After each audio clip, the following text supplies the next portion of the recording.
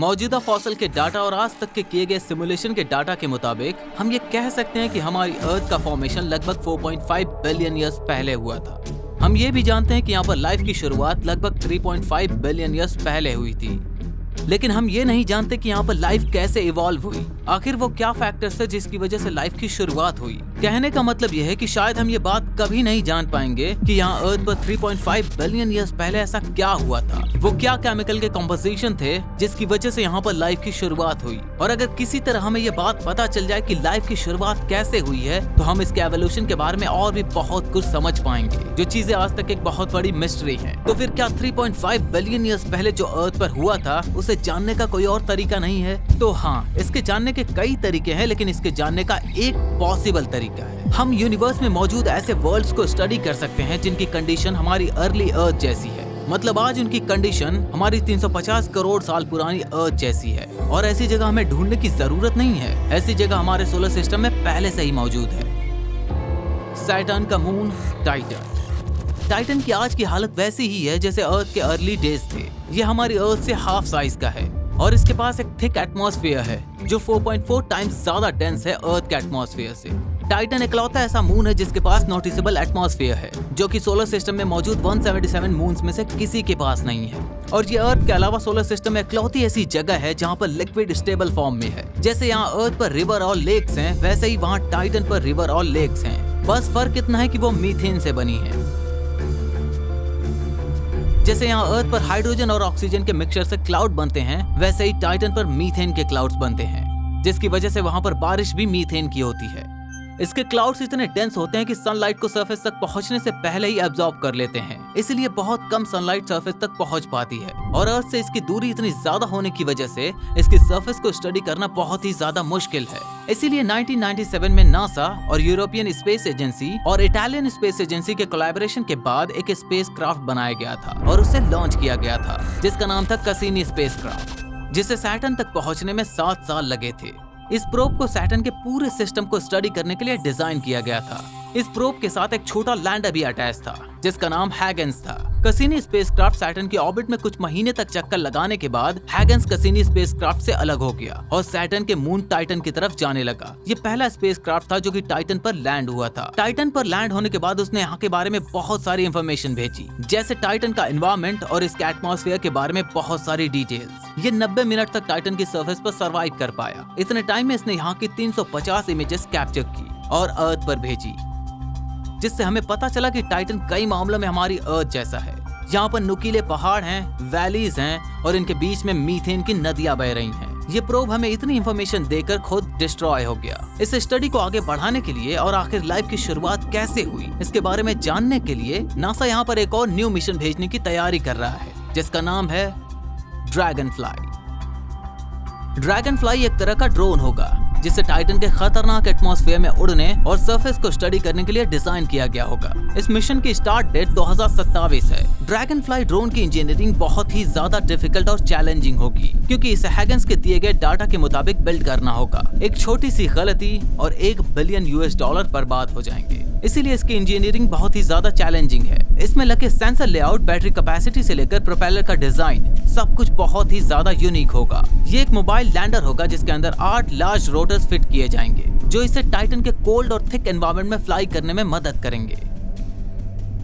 Dragon fly drone के अंदर वही सेम साइंटिफिक इंस्ट्रूमेंट्स लगाए जाएंगे जो क्यूरियोसिटी रोवर के अंदर लगे थे, जिसमें इंक्लूड होगा स्किड माउंटेड ड्रिल सिस्टम, जिसका इस्तेमाल करके ड्रोन जमीन से सैंपल निकाल कर सॉइल कंपोजिशन के बारे में ज्यादा से ज्यादा इंफॉर्मेशन ले सके।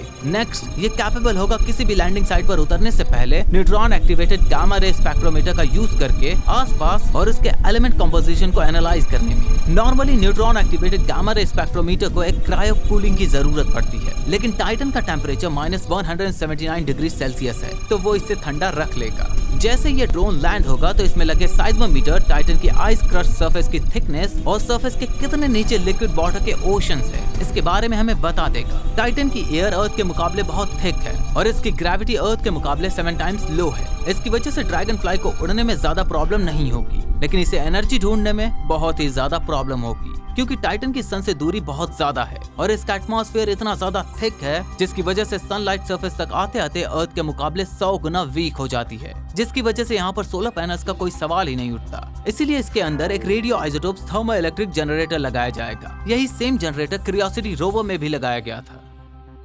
Radio isotopes thermo electric generator radio isotopes के नेचुरल डीके से निकली हीट का इस्तेमाल करके इलेक्ट्रिसिटी जनरेट करता है। ये न्यूक्लियर फिजन टेक्नोलॉजी से एक अलग टेक्नोलॉजी है। मैं आपको सिंपल एनिमेशन से समझाता हूँ आखिर आरटीजी कैसे इलेक्ट्रिसिटी जनरेट करता है। ये बिल्कुल सिंपल प्रिंसिपल का इस्तेमाल करता है जिसे सीबैक इफेक्ट कहते हैं। इसके अंदर दो अलग अलग तरह के कंडक्टर यूज करके करंट को मैक्सिमाइज किया जाता है और ये दोनों मटेरियल प्रॉपर्टी एक साथ लिंक होती है, जिसमें यूज होता है कॉपर, जो कि एक बहुत ही अच्छा थर्मल और इलेक्ट्रिकल कंडक्टर है, और दूसरा मटेरियल यूज होगा आयरन, जो कि एक पुअर थर्मल इलेक्ट्रिकल कंडक्टर है। इन दोनों मटेरियल का कंजक्शन क्रिएट करके एक क्रूड थर्मो इलेक्ट्रिक जनरेटर बनाया जाता है, जिसके एक पार्ट को हम गर्म करेंगे और दूसरे पार्ट को हम ठंडा रखेंगे। इसकी वजह से यहाँ पर इलेक्ट्रिसिटी जनरेट होगी। इन सारे फिनोमेना का एक छोटा सा कंक्लूजन, जैसे आप यहाँ पर देख रहे हो, हम जैसे ही एक पार्ट को गर्म कर रहे हैं वैसे ही यहाँ पर इलेक्ट्रिसिटी जनरेट हो रही है और बस ये इसी मैकेनिज्म का इस्तेमाल करके इलेक्ट्रिसिटी जनरेट करता है। इसीलिए इसके अंदर रेडियो एक्टिव सब्सटेंस यूज होते हैं, क्योंकि रेडियो एक्टिव सब्सटेंस टाइम के साथ डीके होते रहते हैं और हीट रिलीज करते हैं, जिसमें कॉमनली प्लूटोनियम 238, स्ट्रोंटियम 90 और curium 244 as a fuel use होता है।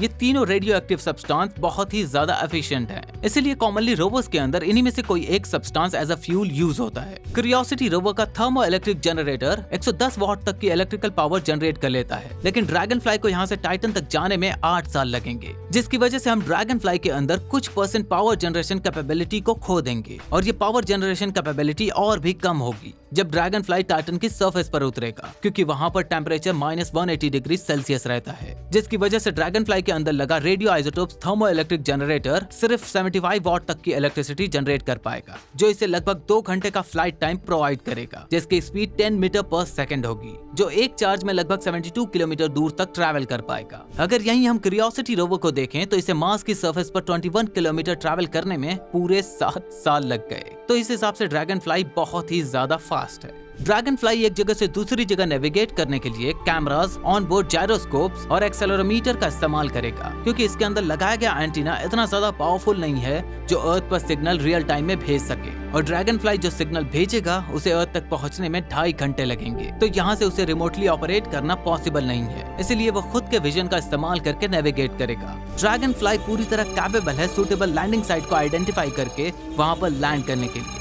इसका वजन 450 किलोग्राम होगा। इस हिसाब से इसकी स्पीड और रेंज बहुत ही ज्यादा है। सबसे पहले ड्रैगन फ्लाई टाइटन के इक्वेटर पर लैंड होगा और इसके बाद ये स्लेक क्रेटर की तरफ जाएगा, क्योंकि क्रेटर के पास लाइफ पनपने के लिए हर वो एलिमेंट मौजूद है जो यहाँ अर्थ पर लाइफ के लिए जरूरी था, साइंटिस्टों के अंदाजे के मुताबिक। और इस सफर से हो सकता है कि हमें ह्यूमंस के अल्टीमेट क्वेश्चन के क्लूज मिले कि आखिर हम अर्थ पर आए कहाँ से, क्योंकि ये एक बहुत बड़ा सवाल है और ये एक बहुत बड़ी मिस्ट्री भी है, और ड्रैगन फ्लाई इसे सॉल्व करने के लिए एक बहुत ही छोटा सा कदम है।